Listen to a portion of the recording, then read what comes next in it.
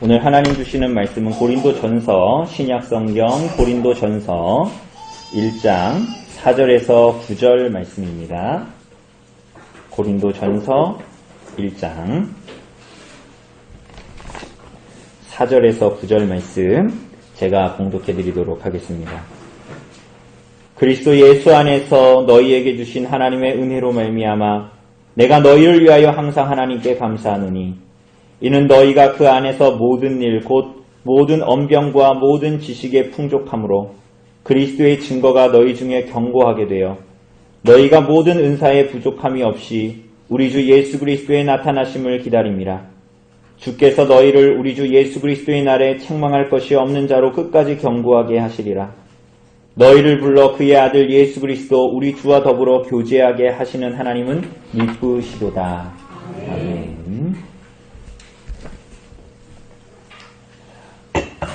오늘 사랑하는 여러분, 우리는 지난주에 이 고린도서에 대한 이 대략적인 서론의 부분들을 보았습니다. 그리고 특별히 고린도가 어떤 도시인가 하는 것을 우리가 함께 봤죠. 그죠?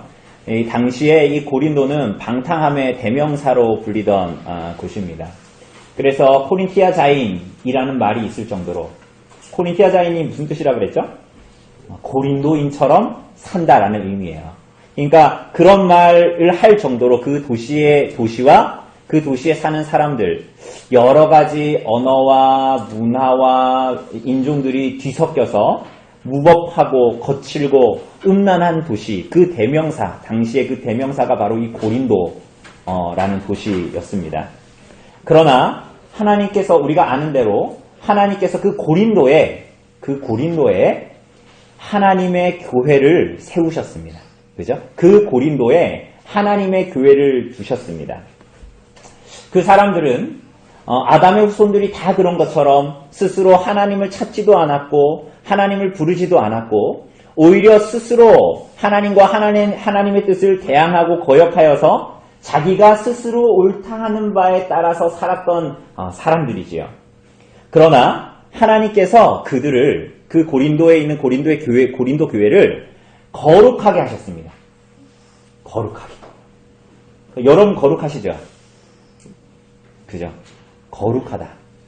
뭐예요? 예수 그리스도로 말미암아 그 코린티아자인, 고린도인처럼 산다. 그렇게 무법하게 하나님을 향해서 대항하여 사는 모든 무리들 중에 거룩하게 하셨다는 건 뭐예요? 건져내셨다라는 거야. 그 사람들이 거룩해서가 아니라 그야말로 하나님께서 그들을 구별하여 내셨다. 뽑아내셨다. 거룩하게 된 자들이다. 그래서 이렇게 이 고린도서가 얘기했습니다.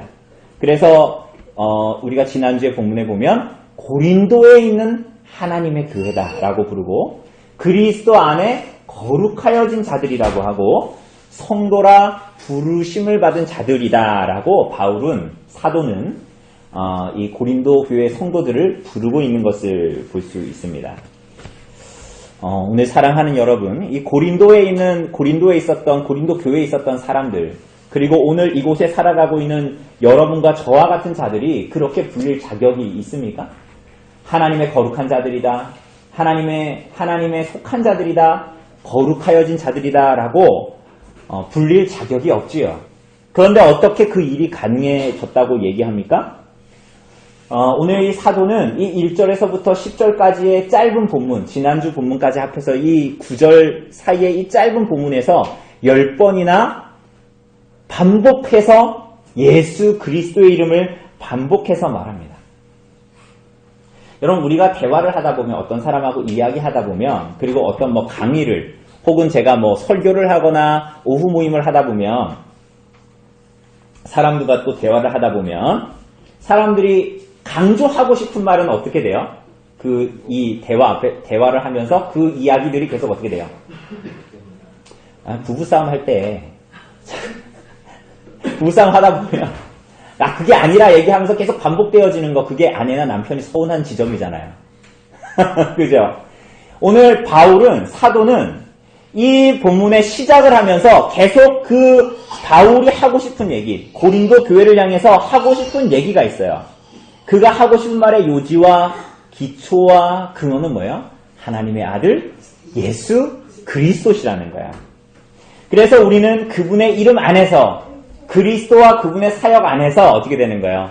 하나님이 어떠한 분인지를 알게 되고 그 하나님 안에서 하나님께서 그리스도 안에서 자신을 드러내셔서 하나님이 얼마나 우리들을 향해서 선한 분이시고 신실한 분이신지 그리고 우리가 그 그리스도로 말미암아 하나님께서 베푸신 그 은혜가 대체 무엇인지를 아주 조금이나마 가늠하기 시작하게 되는 것이에요.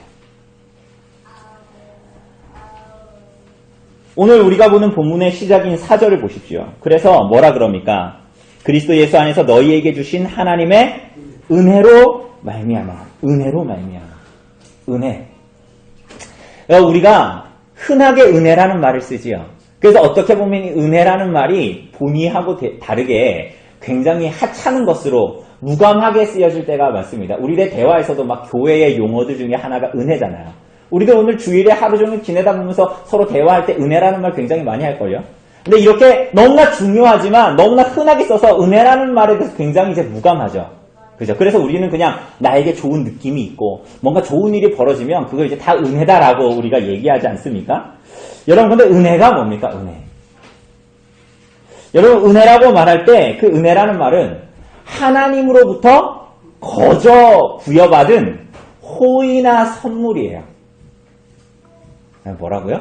하나님께 어떻게 했다고요? 돈 내서 받은 게 아니라 거저 받은 호의란 말이죠.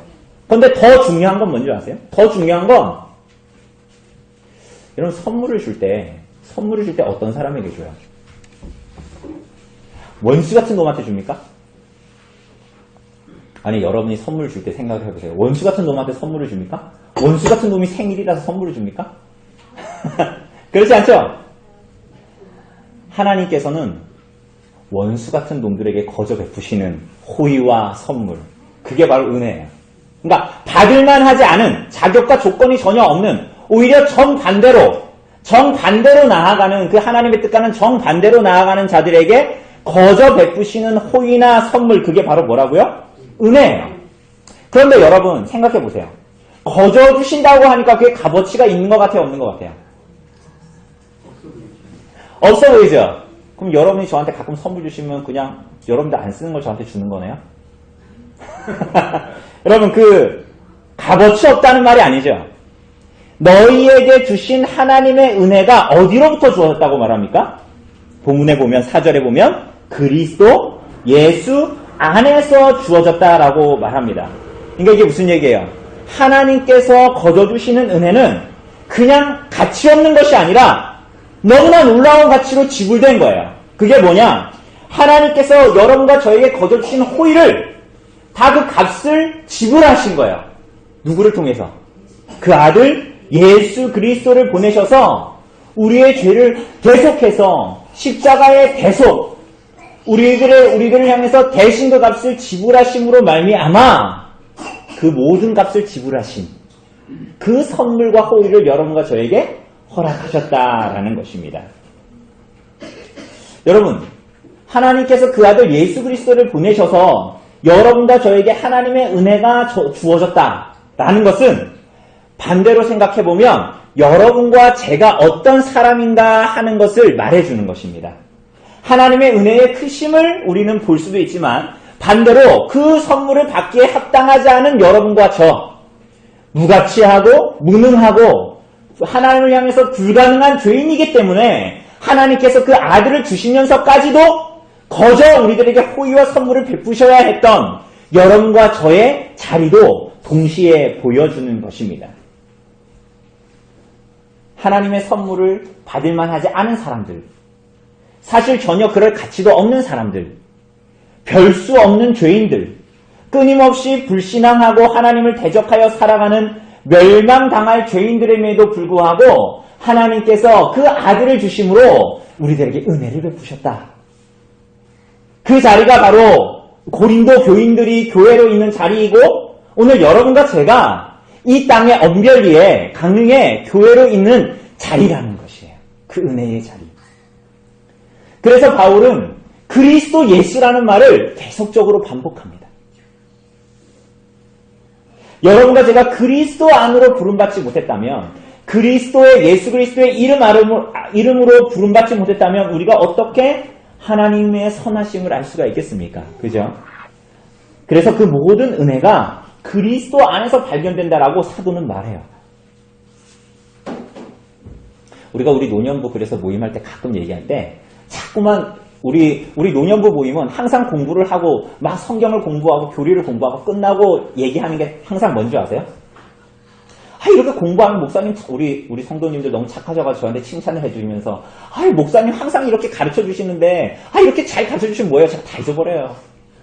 그래서 항상 얘기해요. 항상 마지막은 참 노년부가 경건해서 예수 그리스도로 끝납니다. 그래서 뭐라고 하는지 아세요? 다른 건 다 잊어버려도 우리 굳이 예수 그리스도만 잘 붙들면 됩니다. 항상 그걸로 우리가 무슨 교리를 공부해도 항상 거기로 끝나요. 바울도 마찬가지입니다. 하나님의 은혜를 얘기할 때 예수 그리스도 안에서만 하나님의 은혜와 선하심과 신실하심이 발견된다라고 얘기합니다. 그래서 4절에서 7절 우리가 이제 볼 거지만 모든 복과 모든 은사가 예수 그리스도 안에서만 주어집니다. 그죠?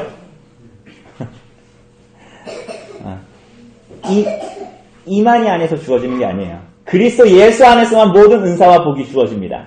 6절을 보면 뭐라 그래요? 복음이 증언하는 것은 뭐예요? 다 예수 그리스도십니다.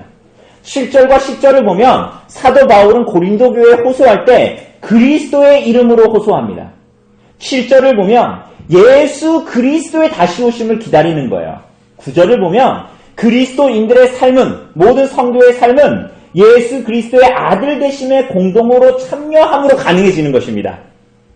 모든 성도는 그리스도의 이름 안에서만 모든 자격과 조건과 삶까지도 주어지는 거예요. 이렇게 그리스도 예수의 이름은 우리를 향한 하나님의 사랑이 무엇인지를 가늠하게 하고, 이렇게 그리스도 예수의 이름을 주심은 우리를 향한 하나님의 사랑이 얼마나 넓고 얼마나 깊고 얼마나 광활한 것인가를, 우리와 같은 죄인들에게 얼마나 선하신 분인가를 보여주는 이름이 바로 누구의 이름이에요? 하나님의 아들 예수 그리스도의 이름이에요. 여러분, 그 은혜를, 예수 그리스도 안에서 이 은혜를 받는 사람들이 고린도 교회요? 오늘 이곳에 모인 여러분과 저입니다. 여러분, 그 은혜를 받은 자들의 삶에 나타나는 반응이 무엇이죠?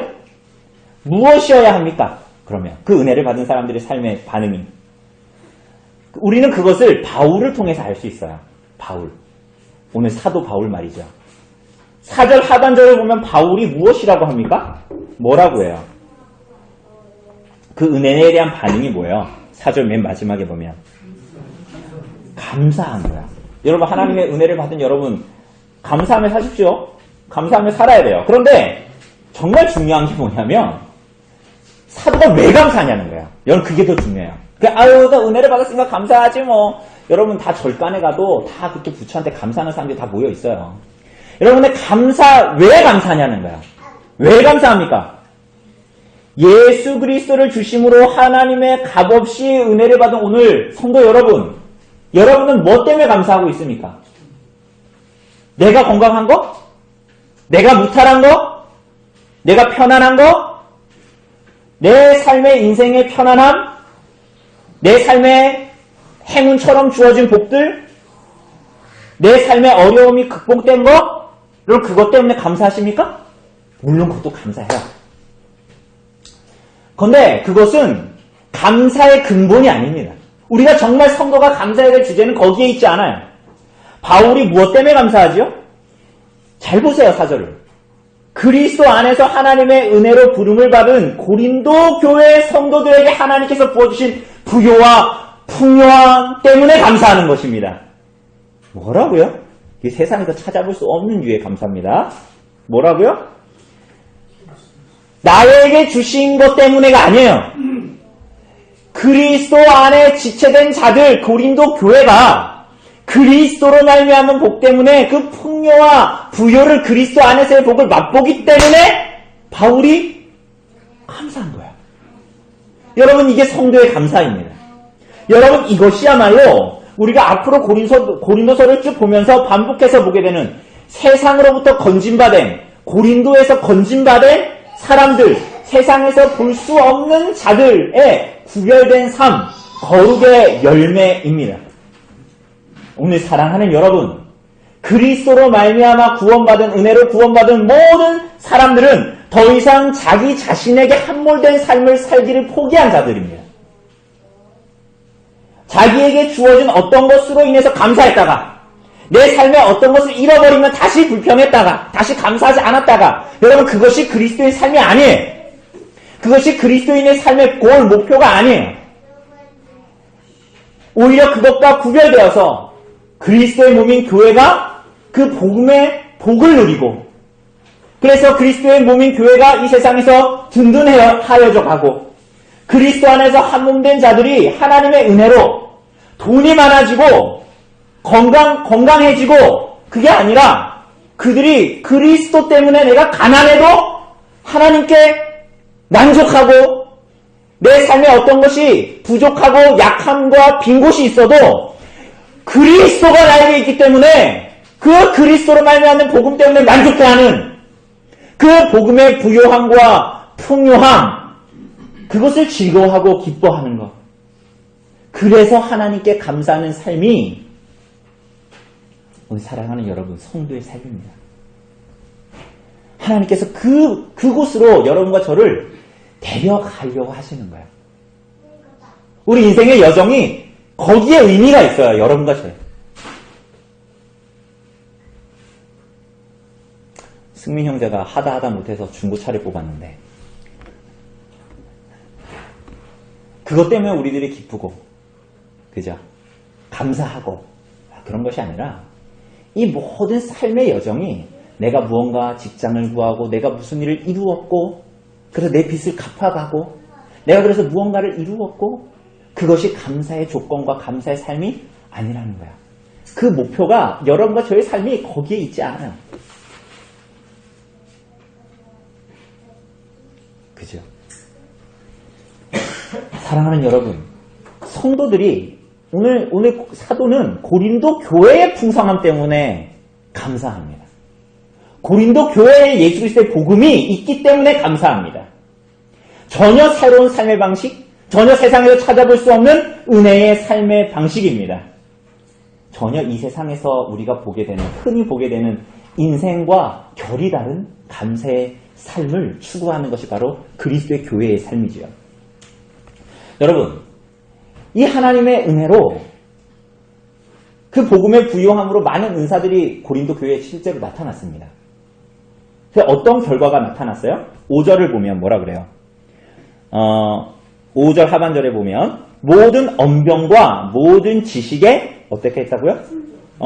풍족했어요. 모든 언변리가 아니죠. 언변이죠. 언변과 지식에 풍족했어요. 언변이라는 말은 뭐냐면 이게 로고스라는 말이에요. 로고스라는 단어인데 이 로고스라는 말은 뭐냐면 기독교 신앙의 체계를 갖췄다 이런 얘기예요. 그러니까 지금 고린도 교회는 사도 바울이 다른 사람이 아니라 사도 바울이 18개월 동안 거기서 이제 사역했잖아요. 그러니까 이 사람들은 굉장히 튼튼한 교리적인 기반과 기독교 신앙의 체계를 풍성하게 갖추었다. 또 뭐라 그래요? 언변뿐만이 아니라 뭐라 그럽니까? 모든 지식이에요. 그노시스라는 단어인데요. 이것은 뭐냐면 이 기독교의 교리가 그냥 머리로 머무는 것이 아니라 그것으로 말미암아 영적인 통찰력과 영적인 판단을 갖게 되었다는 거예요. 그러니까 고린도 교회는 그리스도의 복음의 부요함 때문에 이 교회는 정말 너무나 놀라운 것들을 누리기 시작합니다. 놀라운 기독교의 교리들을 탄탄하고 풍성한 기독교의 교리의 체계를 갖추게 됩니다. 복음의 실체를. 뿐만이 아니라 여기에 대한 풍족한 이해와 통찰과 판단을 갖게 됐어요. 너무나 좋겠죠. 그런데 그것만 해도 너무 큰 은혜인데 6절에 보니까 뭐라 그래요? 무엇까지 갖추게 돼요? 그리스도의 증거가 너희 중에 견고하게 되었다. 무슨 얘기입니까? 하나님과 그 아들 예수 그리스도 안에 있는 영생에 대한 생명에 대한 지식이 너무나 분명하게 확증되고 증명되고 도장시켰다는 거예요. 그들에게. 이것도 너무 은혜죠. 우리들에게도 이 은사들이 우리들에게도 있기를 바랍니다. 거기에 더하여서 무슨 일까지 있어요? 7절을 보면. 복음의 은혜가 너무나 풍족하게 그들에게 얼마나 그 교회에 부어지는지 모든 은사를 하나님께서 부족함이 없이 허락하셨다. 모든 은사를 부족함 없이 다 쏟아부어 주셨어요. 여러분 얼마 전에 한참 유행했던 말이 뭐예요? 예준아 너 하고 싶은 거 다 해. 이러잖아. 너 하고 싶은 거 다 해. 정말 하나님께서 부족함이 없이 교회의 모든 은사들을 다 쏟아부으셨어요.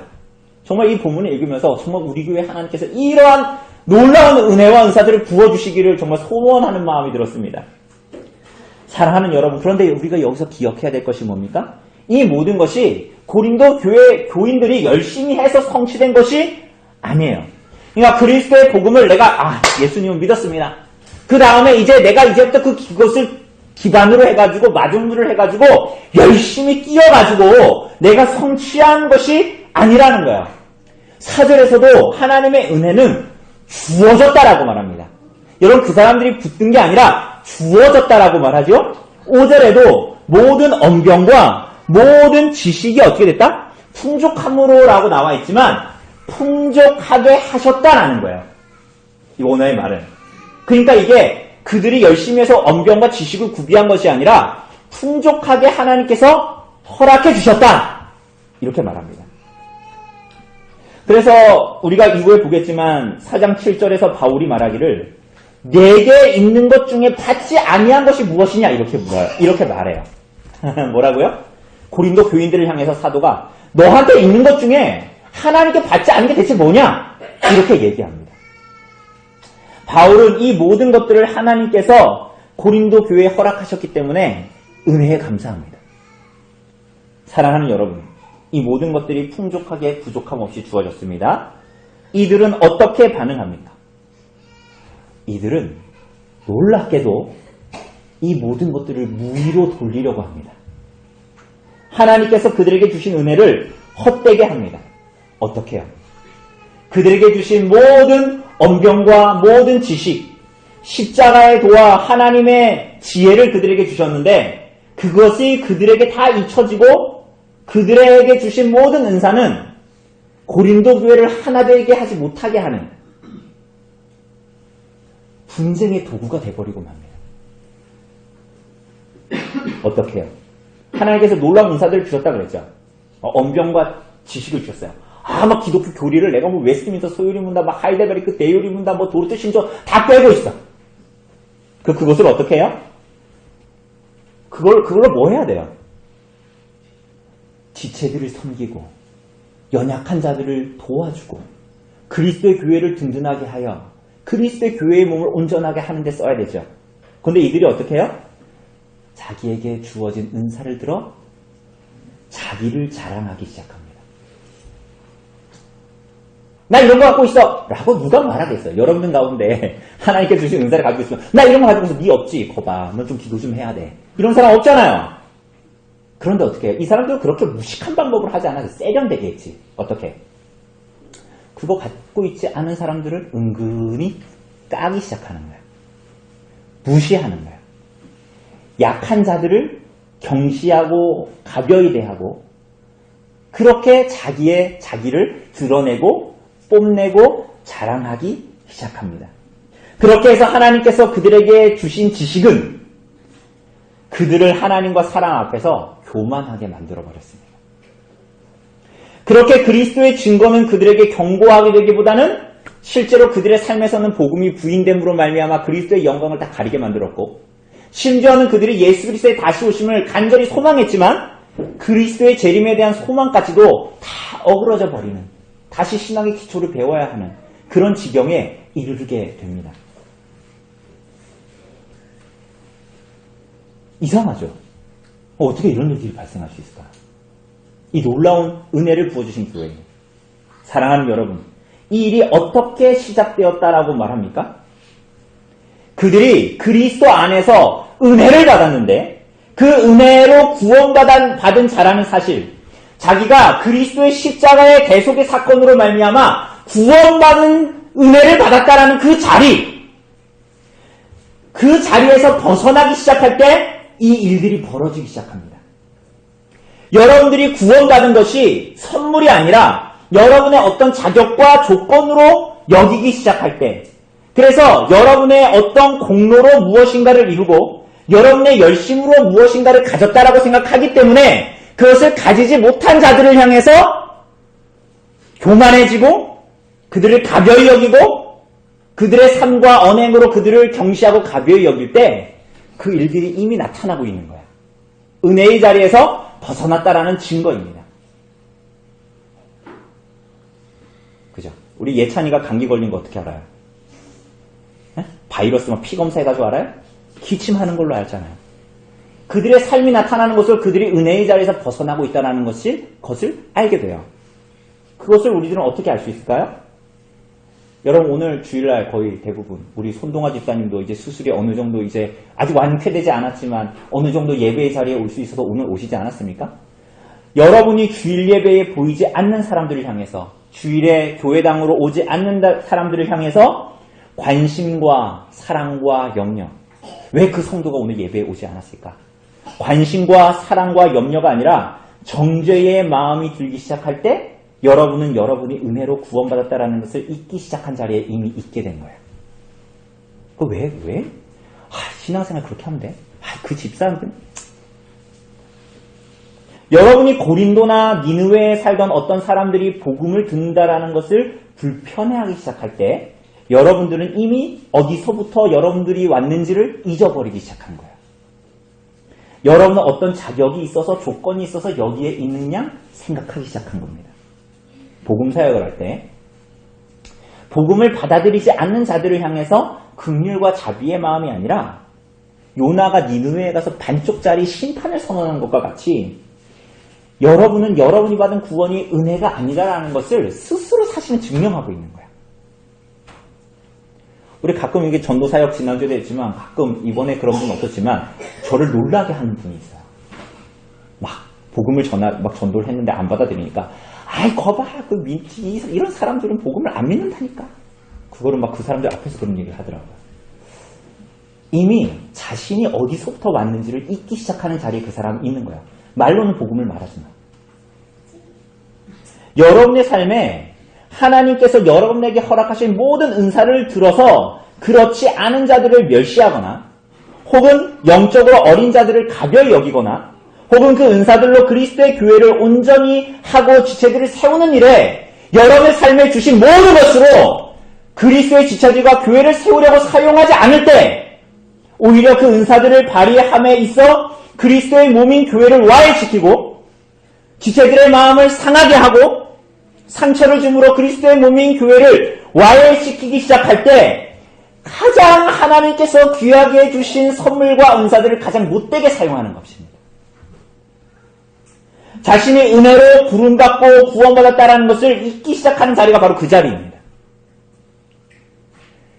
자신을 불사르게 내어줄지라도 마찬가지입니다. 사랑하는 여러분, 여러분에게 주어진 그 모든 것들은 여러분의 인생에 하나님께서 주신 그 모든 것들은 그리스도와 그분의 복음과 복음으로 말미암는 교회와 지체들을 위해서 소용되어지도록 은혜로 허락되어진 것입니다. 그렇죠?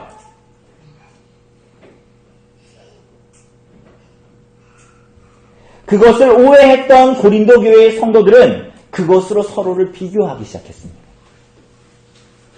그러나 바울은 그것이 가장 어리석은 자리라고 반복해서 말하기 시작합니다. 12장, 우리가 이제 뒤에 보겠지만 고린도전서 12장에서 14장은 고린도 교인들이 그렇게 자랑했던 은사들에 대해서 말해요. 은사, 병 고치는 은사, 막 방언을 하는 은사, 방언을 통역하는 은사, 병 고치는 은사, 막 은사들을 얘기해요. 그런데 그 은사들을 지시하는 단어는 푸뉴마티카라는 단어예요. 푸뉴마티카. 뭐 단어를 외울 필요는 없어요. 근데 그 단어는 푸뉴마티카라는 단어인데 이 푸뉴마티카라는 단어는 그야말로 능력을 드러내는 영적인 은사들을 지목할 때 푸뉴마티카라는 단어를 사용해요. 그런데 오늘 사도는 오늘 본문에서 번역은 은사라고 번역되어져 있지만 하나같이 바울이 고린도 교회를 향해서 말할 때 오늘 본문은 카리스마타라는 단어를 써요. 번역은 은사라고 되어 있는데 오늘 본문에 카리스마타라는 단어를 씁니다. 그 카리스마타라는 단어는 뭐게요? 아까 우리가 다루었던 은혜라는 단어예요. 거저 주시는 하나님의 은혜, 선물, 호의라는 것입니다. 여러분에게 허락되어진 그 어떤 강력한 은사라고 해도 어떤 대단해 보이는 은사와 능력이라고 해도 그것이 푸뉴마티카라고 해도 그것이 은혜, 카리스마타라는 것을 잊기 시작하면 그것은 가장 강력하게 하나님을 대항하는 무기가 됩니다. 그것은 그리스도의 교회를 가장 강력하게 헛무너뜨리는 무기가 됩니다. 여러분, 그래서 고린도후서 8장 9절에서 사도는 말하기를 우리 주 예수 그리스도의 은혜를 너희가 알거니와 부요하신 이로써 너희를 위하여 가난하게 되심은 그의 가난함으로 말미암아 너희를 부요하게 하심이라. 이게 무슨 말인지 아시겠죠? 그리스도는 부요하신 자예요. 그분은 하나님의 아들이세요. 그죠? 그분은 하나님의 아들이세요. 하나님 자신이잖아요. 그분은 부요하신 분이십니다. 그런데 그 아들이 가난하게 되셨죠. 왜요? 하나님의 아들이신데 그분이 육신을 입고 이 땅에 오셔서 십자가에 못 박혀 죽으신 그 가난하게 되심은 바로 여러분과 저와 같은 하나님을 향해서 가난한 자들을 부요케 하시기 위함이다. 그래서 여러분과 저의 영적인 모든 가난함을 걷어내시고 하나님과 그 복음의 생명에 대해서 부요한 자로 만드시기 위해서 그분이 가난하게 되셨다라고 말하지요. 그렇기 때문에 그리스도의 말할 수 없는 은혜로 부름을 받아 구원 얻은 자들은 어떻게 살아야 할까요? 어떻게 감사하게 될까요? 무엇으로 감사하게 될까요? 여러분, 물론 어렸을 때는, 우리가 신앙적으로 어렸을 때는 나에게 주어진 구원받았고 구원받은 삶에 대해서 감사합니다. 여러분, 그것도 맞는 얘기예요. 그런데 점차로 그리스도 하나님의 사랑과 그리스도로 말미암은 은혜를 깊이 깨닫게 되면 깨닫게 될수록 여러분과 저의 삶에 주신 건강과 모든 은사들과 모든 능력들을 주신 것이 하나님이고 내가 스스로 얻은 것이 아니라 하나님의 허락하신 호의와 선물이라는 것을 알게 되면 그것을 나의 인생에 허락하신 이유가 교회와 성도와 이웃들을 향해서 사용해야 된다는 것을 점차로 알게 됩니다. 하나님의 사랑과 그분의 은혜를 점차로 더욱더 깊이 깨닫게 되면 그 모든 은사들로 나의 인생을 누리면서 자랑하면서 살아가는 것이 그 모든 은혜를 베푸신 이유가 아니라는 것을 알게 되는 거예요. 여러분과 제가 어떤 직업을 갖게 된 것, 어떤 재물을 갖게 된 것, 어떤 마음을 갖게 된 것, 남보다 뛰어난 건강을 갖게 된 것, 그 모든 것들이 여러분이 여러분의 인생을 누리면서 살아가면서 하나님 감사합니다. 저 사람은 그거 없는데 나는 주셔서 감사합니다. 라고 인생을 살아가도록 그거 주신 것이 아니라는 거예요. 그게 감사의 이유가 되어서는 안 돼요. 그거는 굉장히 유아기적인 일이에요. 거기서 벗어나야 합니다. 그건 굉장히 영적으로 하나님 앞에서 가난한 상태예요. 하나님께서 그 모든 은혜를 허락하신 이유는 여러분 그 자체가 목적이 아니에요. 제가 병 고치는 은사가 있다고 해봅시다. 제가 병 고치는 은사가 있어서 여러분이 고쳤으면 좋겠어요. 아픈 사람 맨날 그 노년부 다리 아프다 그러고 계속 그러는데 제가 고쳐주셨으면 좋겠는데 여러분 그 은사가 있다고 해서 막 자랑하고 뻐기고 그것으로 막 이렇게 하고 여러분 그 은사 자체가 여러분과 저의 목적이 아니라는 거예요.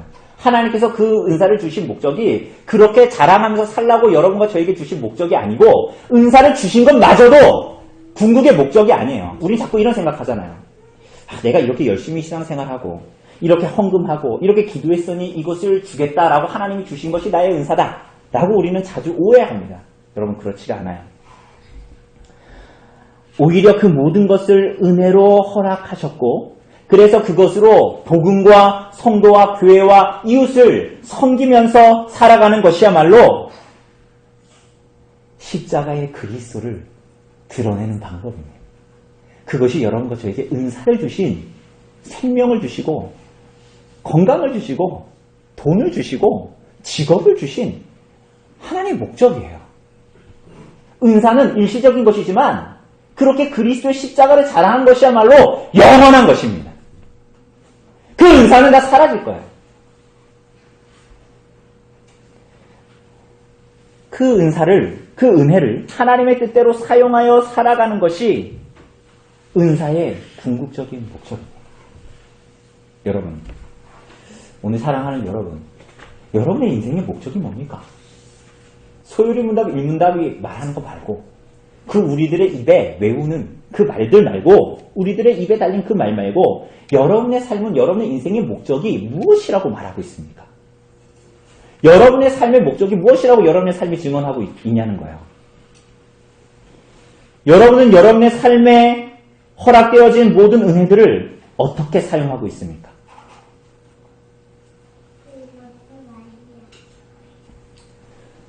여러분의 삶의 모든 것을 은혜로 허락하신 것은 그것 자체가 궁극의 목적이 아니죠? 그죠? 그저 그것에 붙들려서 하나님 감사합니다. 나에게 이런 은사를 주셔서 감사합니다. 이렇게 가지고 살아간다면 여러분 반드시 고린도 성도들과 같이 은혜를 헛되게 사용하는 결론으로 인생을 마치게 됩니다. 그것은 분명합니다. 여러분은 무엇으로 하나님께 감사하며 살아가고 하나님께서 여러분의 삶에 허락하신 여러 은혜로 무엇으로 감사하며 살아가고 있습니까? 여러분은 그리스도로 말미암아 한 몸에 지체된 자들로 말미암아 감사하는 삶으로 여러분의 삶을 이어가도록 부름을 받았습니다. 나 자신의 평안과 유익보다 그리스도로 가족된 자들의 신앙과 평안과 유익 때문에 감사한 삶을 살도록 부름받았습니다. 우리를 위해서 가난하게 되신 그리스도와 같이 우리는 서로의 부요함을 위해서 나의 부요함이 아니라 우리 옆에 있는 그 지체의 부요함을 위해서 내가 가난해지는 삶으로 부름을 받았어요.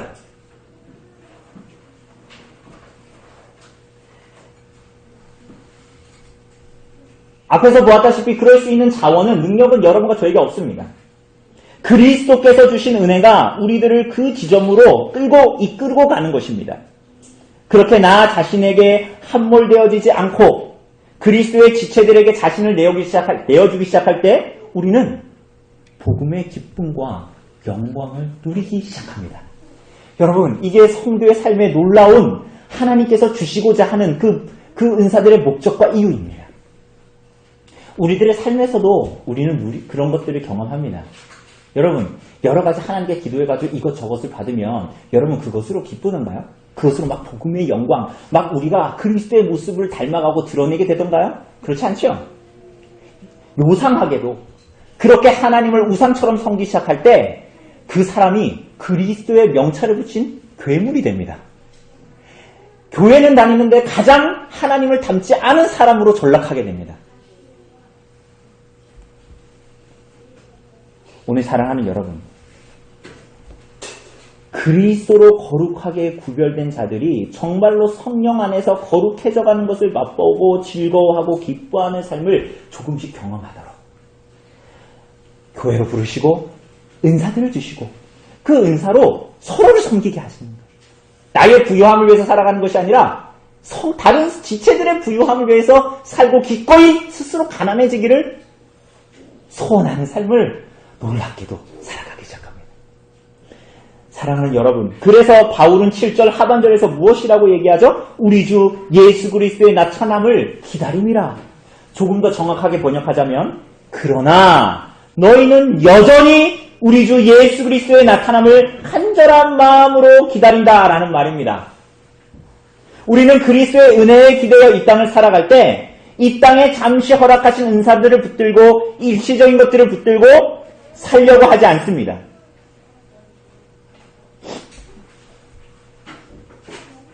때로는 은사들로 다른 지체들을 부유하게 하려고 하지만 내 마음이 동하지 않고 그렇게 그리스도의 마음으로 움직이지 않는 것을 볼 때마다 오히려 우리는 주께서 오실 날을 기대합니다.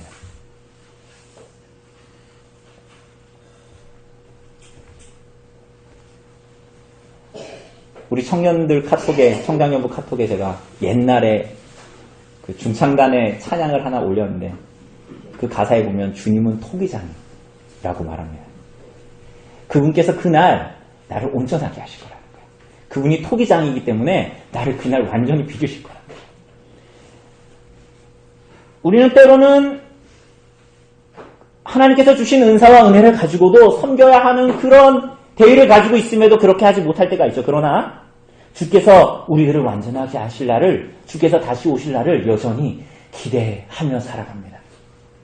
그리스도의 교회가 이렇게 연약하지만 그리스도께서 다시 오셔서 우리들을 빚으시는 토기장이신 그분이 우리들을 온전케 하실 날을 대망하며 살게 됩니다. 그래서 사도의 확실한 소망이 뭡니까? 8절이 말하는 대로 그리스도가 다시 오시는 날 우리들을 책망할 것이 없는 견고한 자로 세우실 거라는 거예요. 어떻게 그걸 확신해요? 우리가 오늘 보게 되는 마지막 9절을 보면 원문은 이렇게 시작한다 그랬습니다. 하나님은 신실하십니다. 이렇게 시작한다 그랬어요.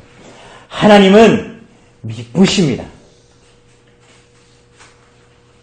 그분이 우리를 위해 아들을 주신 선하신 분이고 신실하신 분이시기 때문에 반드시 그 일이 장차 성취될 것입니다. 여러분, 그 일을 성취하실 하나님은 우리를 불러 그 아들 예수 그리스도와 더불어 서로 교제하며 교회를 이루게 하시는 분이십니다.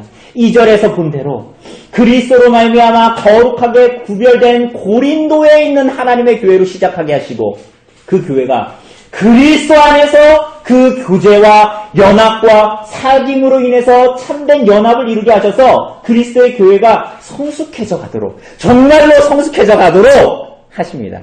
이해되시죠? 하나님 안에서, 2절에 보면 하나님 안에서 고린도에 있는 교회가 구별되어진 이후에 그리스도 안에서, 9절에 보면 그리스도 안에서 연합되어짐으로 정말로 거룩해져 가는 삶을, 구별된 삶을 살도록 하나님께서 이끌어 가십니다. 그 불심 앞에 서 있는 것이 바로 고린도 교회, 오늘 이 땅을 살아가고 있는 여러분과 저 언멸리 교회 성도들이라는 거예요. 여러분, 교회의 소명은, 여러분들을 부르신 소명은, 여러분의 인생을 부르신 소명은 어떤 일을 감당하기 위해서가 아니에요. 혹은 어떤 규범에 순종하는 것만이 아닙니다. 어떤 면으로 보면 그것조차도 외형적이고 굉장히 일시적인 것들입니다. 그 외형적이고 일시적인 것들에 담아놓은 그 본질은 무엇이죠? 그리스도의 은혜 안에 머무는 것, 그리스도 안에서 한 몸된 실체를 누리면서 살아가는 것입니다. 그래서 어떻게 해요? 은혜를 주신 은사로 다른 이들과 성도들과 그리스도 안으로 부름받은 지체들과 친밀하고도 희생적인 자신의 삶을 적극적으로 내어주는 관계를 유지하면서 교회로 이 땅에서 살아갑니다. 사랑하는 여러분, 하나님께서 그리스도로 말미암아 베푸신 은혜의 자리에 여러분 정말로 있습니까? 내가 교회 다닌다는 거 말고 여러분 그리스도로 말미암아 베푸신 은혜의 자리에 여러분들이 있냐고 묻는 거야. 여러분에게 은혜를 주신 여러분의 인생의 모든 것들, 그 생명까지도 여러분 그렇게 그리스도로 말미암아 은혜를 주신 것인 줄을 알고 여러분의 삶에 스스로 가난해지기를 택하고 그렇게 형제들을 향해서 삶을 허비하고 낭비하고 쏟아붓는 삶 살고 있습니까? 하나님께서 여러분에게 주신 은혜가 뭡니까? 여러분 다른 사람들보다 많이 배운 것입니까? 다른 사람보다 많이 가진 겁니까? 다른 사람들보다 같은 말을 들어도 조금 더 많이 깨우친 것입니까? 언변입니까? 분별입니까? 열심입니까? 그럼 그것들이 여러분을 하나님이 기뻐하시는 자리, 다른 이들의 부요함으로 여러분 자신이 가난하게 되는 자리, 다른 것을 다해서 다른 이를 섬겨 그들이 얻는 풍요와 부요를 감사하는 자리로 가게 합니까? 아니면 그 모든 것들을 가지고 지체들과 싸웁니까? 그 은혜와 은사로 받은 것을 가지고 오늘 고린도 성도들처럼 헛되게 날려버리고 있지 않아요? 물거품으로 만들고 있지는 않습니까? 하나님께서 은혜로 주신 것으로 교만한 자리에 스스로 올라가고 은혜로 주어진 지체인 형제와 자매를 허물어뜨리고 낭망하고 상처 주고 그 자리에 있지 않습니까? 여러분, 어리석은 것입니다. 여러분, 하나님께서 그 아들을 주셔서 주신 은혜를 물거품으로 만들지 마십시오.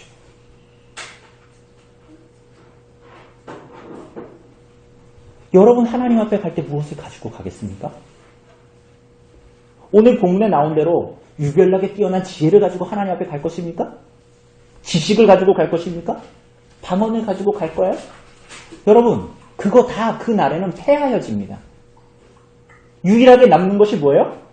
그리스도를 닮은 사랑만이 영원할 거다라고 주님께서 말씀하시죠. 여러분에게 베푸신 모든 은혜들을 오늘 사랑하는 여러분, 여러분의 지체들을 향해서 허비하십시오. 여러분 옆에 있는 형제와 자매들을 향해서 여러분에게 하나님께서 주신 은혜를 쏟아부으십시오. 그리고 여러분은 그 은사로 인해서 가난하게 되시고 지체들이 여러분이 쏟아부은 그 은사들로 말미암아 부요하게 되고 복음의 풍족함을 맛보게 되는 것으로 인해서 감사하십시오. 그것이 여러분과 저에게 그리스도를 보내주신 이유와 목적입니다. 그 교회됨을 맛보게 하시는 것입니다.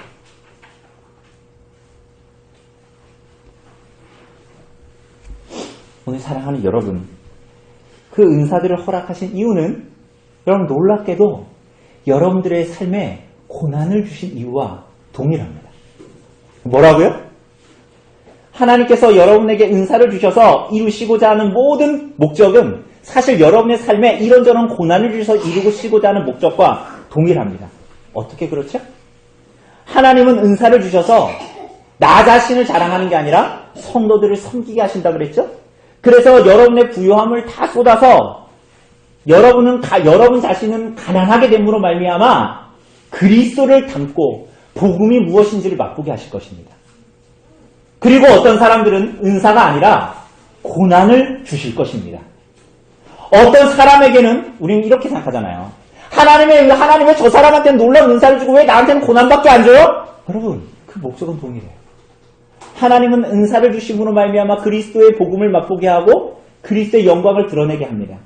동시에 어떤 사람에게는 가난을 주셔서 그 형제에 대한 고난을 주셔서 그의 가난함이 여러분 주변에 있는 형제들이 여러분을 사랑하고 섬김으로 쏟아붓고 허비하는 삶으로 형제의 허비하는 삶으로 여러분의 고난 가운데 있었던 가난함이 부요함으로 뒤바뀌면서 여러분이 그리스도를 알고 깨닫고 닮게 하십니다.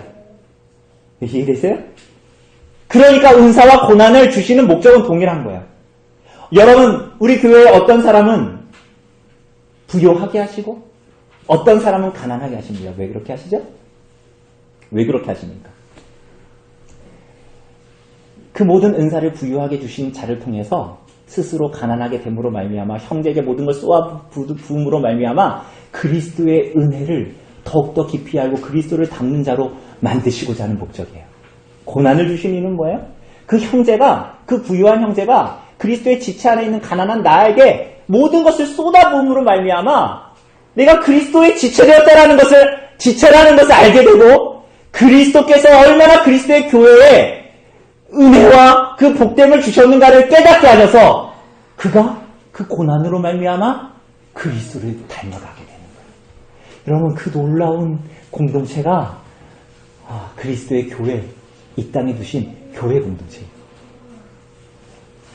그 은사를 받은 자들이건 고난을 받은 자들이건 그리스도 안에서 하나님을 사랑하고 결국은 형제와 이웃을 자신과 같이 사랑하는 것만이 그날 남게 됩니다.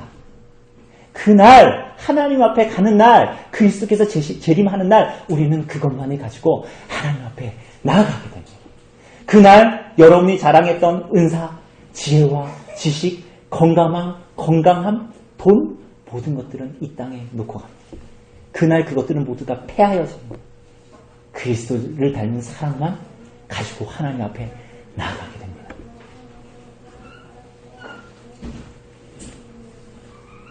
오늘 사랑하는 여러분, 오늘 여러분과 제가 그 여정에 있어요. 세상 사람들처럼 그 여정에서 무언가를 자꾸만 내 주머니에 하나님을 우상 삼아가지고 지니의 램프처럼 빌어가지고 얻어가지고 내 주머니에 넣을 생각을 하지 마세요. 여러분, 그 여정으로 여러분과 저를 부르신 것이 아니에요. 그 여정에서 그리스도를 발견하도록 여러분과 저를 부르신 것입니다. 은사를 주시는 거예요. 은혜를 그래서 주시는 거예요. 그리스도를 발견하라고. 그걸로 내 주머니에 넣으라고 주시는 것이 아니에요. 이 거룩한 부르심의 은혜가 여러분과 저에게 주어졌으니 이 거룩함의 여정으로 우리들이 끝까지 경주할 수 있기를 바랍니다. 우리들의 모든 삶을 통해서 그리스도의 교회를 섬기는 은혜에 젖어 사는 감격과 은혜를 목도하며 살아가도록, 그 거룩한 길로 걸어갈 수 있도록, 그렇게 여러분 자신에게 주신 모든 것들로 그리스도의 교회와 지체들과 이웃들을 힘써 섬겨서 여러분에게 그리스도를 사랑하고 기뻐하는 것만이 되도록, 남도록 여러분의 일생에 허락하신 모든 것을 들어 그리스도의 십자가만이 드러나고 비추어지는 삶으로 온전케 해가시기를 성령께서 여러분과 저의 삶을 그렇게 이끄시도록 그런 은혜를 성령으로 말미암아 주어지기를 간절히 바랍니다. 우리 이 시간 잠시